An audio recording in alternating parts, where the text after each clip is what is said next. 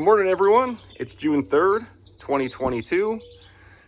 First thing I got to do is take this over to Best Buy. They don't open till 10, and Best Buy is like right down the street. So this thing, I purchased it yesterday. I set it all up, and I'm like, okay, now what? I have to keep it hardwired for it to work? Like, that defeats the purpose. So I do not need this thing. All I need to really do, and I measured it out, I need a 125-foot Cat 6 E cable to go from the modem, which is in that room. Need to run it up along here, bring it along with one of these wires over to the shop, down and around to where the computer is going to be, and then install it Ethernet outlet in the wall in the shop, and that way I'll be hardwired. This thing, I would still have to run the wire and then plug it in, and then I would just have Wi-Fi, like better Wi-Fi in the shop. Like, I don't need that. I could still, like, currently I can watch YouTube and stuff in there. I just can't live stream in there.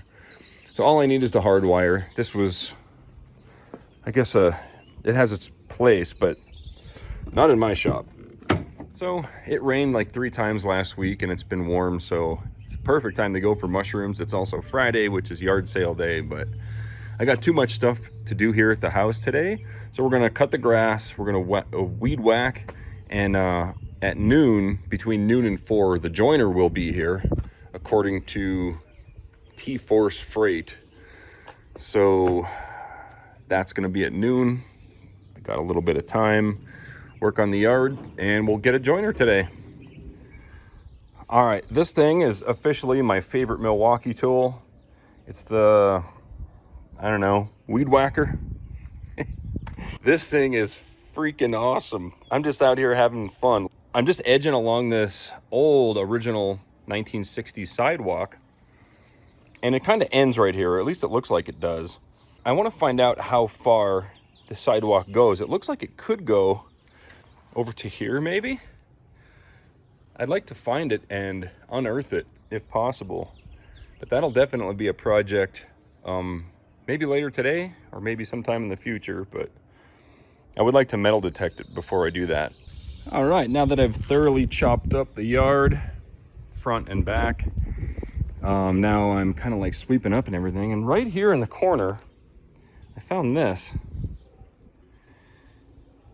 It is, I'm not sure what this thing is. It may be a part of this. I think this is a wind chime because it looks just like it. It must be like, I'm pretty sure that these are both parts of the same thing. Interesting find on the property. All right, here's the western slope, how it looks a couple weeks later. I did set up a sprinkler system over here the best I could with slapped together parts. That kind of oscillates. Right now I'm watering this section every couple hours, and it just automatically turned off. I have a timer over there. As you can see, it's still patchy. What did we put? 3 bags of hydro seed down, and it didn't really do much. I got other things to worry about. We'll worry about it some other time. Compost. All right, so it decided to start raining on us. I returned that Wi-Fi router thingy. Let's go find some mushrooms. All right, so I'm just arriving at my secret-ish location, and I have found oyster mushrooms here in the past, and I don't know if this is an oyster mushroom. It's soft like one. Let's see what it is. It's not an oyster mushroom. It's got a nice smell to it. Not exactly sure what it is, but if I identify it, I'll put it on the screen for you. And we didn't even hit the wood line yet. The ground is pretty much perfect. And I have found morel mushrooms in this area before. Hopefully we can find some morels, but if we can find some oyster mushrooms, well, I got my mesh bag in my pocket and we'll fill it up. All right, I saw these clusters from far away, and there's a whole bunch of these clusters, just tons of mica caps. Here's more.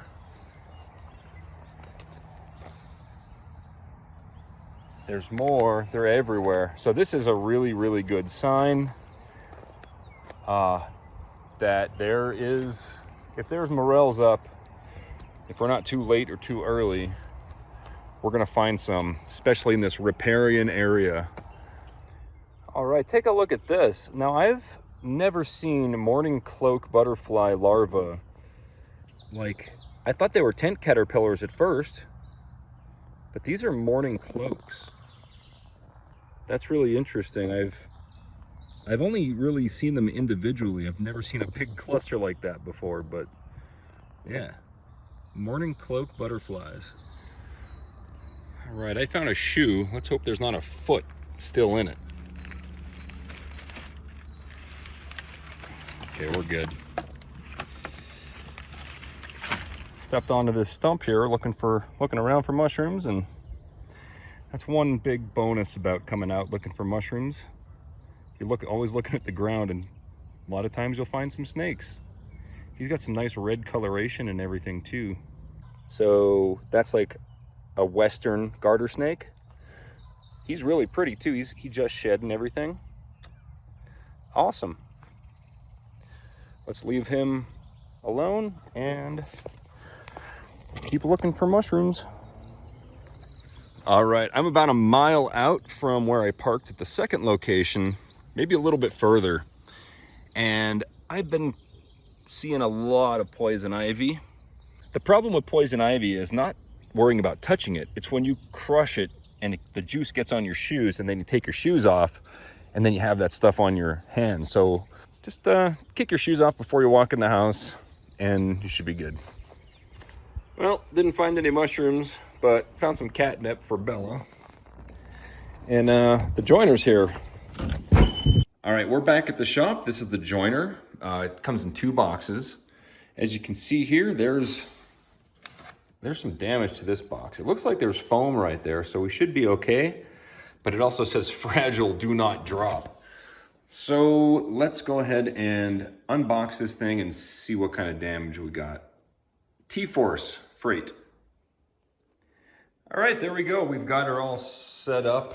At least it runs. Nice and quiet too. Very quiet. It's only a 110 machine. I could wire it for 220, and I may do that in the future if this helical head isn't enough power. Because a lot of the figured wood, like curly maple or anything with any kind of burls or anything like that, straight blade stuff, like the planer that I have, those straight blades, they tend to tear up figured wood. These helical heads though, these cut through it just like butter.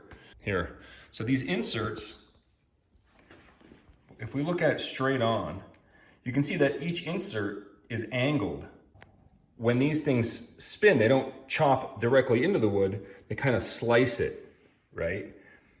So it makes it almost impossible to tear out. This is only short 6 inches. I don't need anything bigger, and I'll explain why. I'll attempt to explain why. So let's say I'm gonna build an XK design guitar. We're looking at the center line here, right? Line the center line up and give it about 1/4 inch on both sides. All we need is the length of it. We're gonna cut it off about here. Then we're gonna flip it around like this, and then we would cut it up here. So then we would have 2 halves that we can fold together and be able to sit this guitar directly on it. And then we would have the full shape of the guitar from the same board, right? And it would be matching end grain, right? That's important. So once we have that, once we have those 2 pieces, we would take each of those pieces and stand them up over here. We would get one flat side on each board.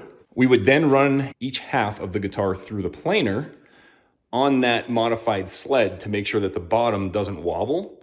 So that top side of each half would be perfectly flat. Then each of those halves, we're gonna flip it over because we now have one true edge and one true side. We'll run it through the thickness planer sander. That'll make it parallel on both sides. And then at that point, we would have also a fancy top wood, like a maple, flame maple, or a bird's eye maple or Claro walnut or whatever. And the top wood's only gonna be, 3/8 of an inch thick when we're done.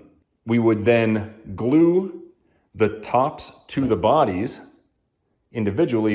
I know it's a long explanation, but basically, the only thing I need this helical head 6-incher is for that one true side. And this is really the only stress-free way to do it.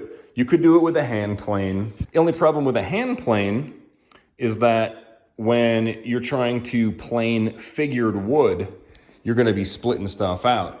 Like even on this workbench, when I was hitting knots, this thing would stop. And when you're dealing with a 3/8 inch thick, $800 piece of wood, you don't want to be splitting it up and making firewood all day, right? So this is a big deal for the shop. It's essential, I would say. There is other ways other than the hand plane. Another thing I could do, I could just get a perfectly flat piece of metal and then use some of that spray sticky adhesive stuff and then put sandpaper down and then just go back and forth on it to make both sides flat, and then I can glue them together. But again, it takes so long. When this thing here, it literally takes 1 second. It's a small footprint in the shop and it should work great. So anyway, that's enough talking. It is 6 p.m. She ordered pizza tonight, so we're gonna go ahead and eat that. Hope you guys enjoyed today's video. If you liked it, let me know, and I'll see you tomorrow. Thanks for watching.